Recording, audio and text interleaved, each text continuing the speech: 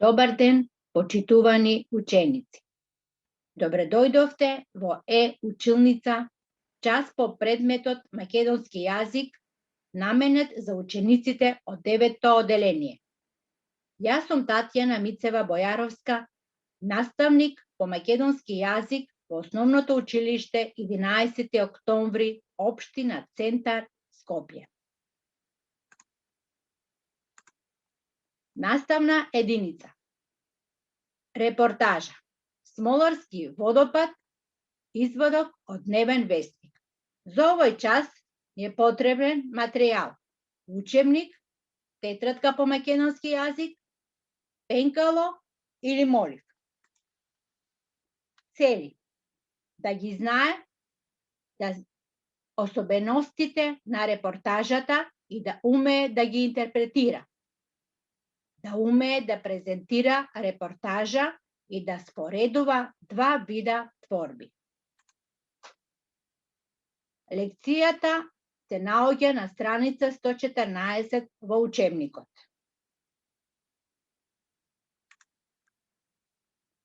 Согледај. Честопати си во можност да посетиш место надвор од градот каде што живееш, или пак да прочиташ во весниците и списанијата текст за посета на некоја земја, регион и слично. Размисли каков е стилот и јазикот кој што го користи авторот да ги пренесе впечатоците, а потоа прочитај го следниот изводок. Сега ние за овој час ќе го прочитаме извадокот од дневниот вестник, репортажа Смоларски водопад. Можеби најчестата првична асоциација за водопади е малку нејасна, недефинирана и непрецизно лоцирана раскошна гледка на бунтовни води што се сервуваат од високо, распрснувајќи се во илјадници невидливи капки кои го замагуваат погледот и воденат се околу себе на чуден, неповторлив и речиси незабележлив начин. Не треба да патувате кој знае каде и кој знае колку далеку за да уживате во водопад. Нурнете се подлабоко во Македонија и ќе се изненадите колку се бунтовни води се сурваваат од високо и во нашата земја. Смоларскиот водопад е веројатно најпознатиот, најпосетуваниот и можне најатрактивен водопад. До селото Смолари се стигнува преку Струмица и Новосело. Од Струмица е оддалечено 30 километри, а од Новосело 8. Самиот водопад е оддалечен 1,2 километра од асфалтниот пат кој што минува низ подбеласичките села.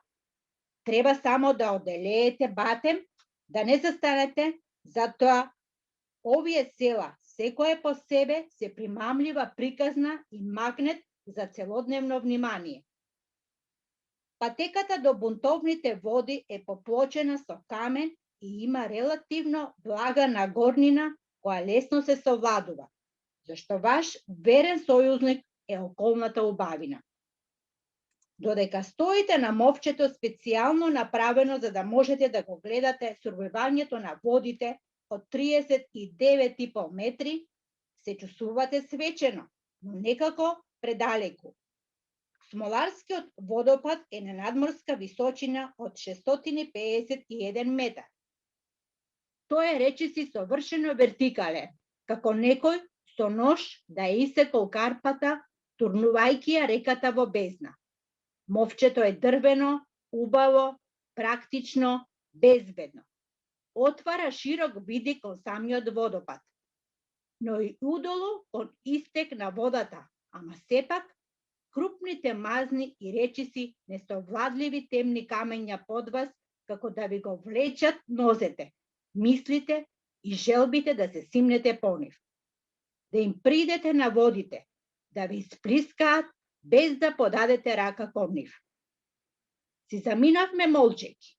Водопадот зад нас остана да бучи посилно, подзасилен со нашите зборови, што ги беше заробил со мокните канџи на воскито. размисли и одговори. Како е опишан терминот водопад на почетокот од текстот? Според напишаното во текстот, кој е напознатиот водопад во Македонија? Што дозна за местоположбата на водопадите и како се стигнува до нив? Какви впечатоци понел со себе авторот од гледката на водопадот? Какви разлики забележа во содржината, стилот и јазикот на овој текст во однос со претходните патописи? Заклучок. Што е потребно да се запомни? Репортажа е начин на кој се прикажуваат реални, односно вистинити доживувања, во кои се опишуваат атмосферата и најбитните моменти од некое патување или настан.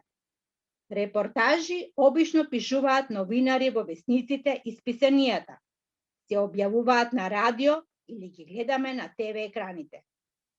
Репортажата се одликува со актуелност на темата, информативност, занимливост и духовитост во пишувањето. Домашна задача. Пронајдете и прочитајте репортажи во печатот, весниците, на веб страниците, а потоа обидете се да напишете своја репортажа за посетено место, локалитет или слично. Ви благодарам на вниманието.